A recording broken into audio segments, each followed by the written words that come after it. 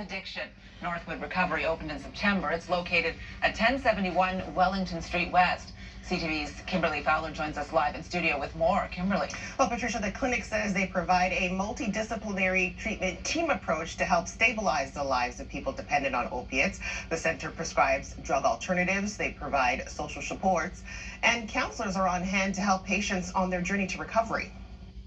We need some rules around this kind of treatment. It can't be unregulated the way it is right now.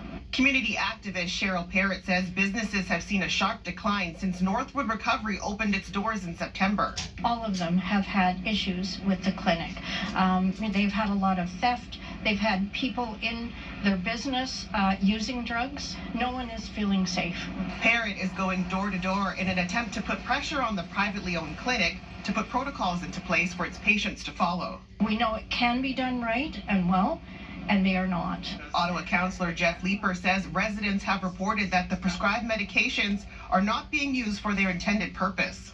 What we understand to be happening is that patients are receiving prescriptions for hydromorphone, which is essentially a fentanyl replacement, but they're selling those pills in the immediate vicinity of the recovery center. And that has community members on edge with a rise in violent crimes, including a robbery involving a firearm. The reality is this is essentially an unregulated space. They don't require any permission to operate. Safer Supply can work in a much better fashion. There are models in Ottawa. Ottawa Inner City Health is one of the collective organizations in Safer Supply Ottawa, providing prescribed alternatives and social supports. It is really the primary thing that we want to see happening within Safer Supply programs is those types of supports that are meeting people's other needs beyond their dependence on the drugs. Boyd says Safer Supply Ottawa has reached out to Northwood Recovery to share their policies and lessons in the safe consumption space, but they didn't receive any response.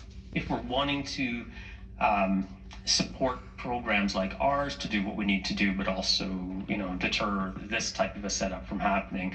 CTV News reached out to Northwood Recovery, but did not hear back. Now, Ottawa Inner City Health says working with Safer Supply Ottawa protocols has helped them deliver programs with a more positive effect for addicts. Councillor Leeper adds that since residents don't know or see any kind of protocols in place at Northwood Recovery, that's why they're getting this pushback from the community for them to do something. Patricia. All right, CTV's Kimberly Fowler live for us tonight. Thank you. And we do have extended coverage of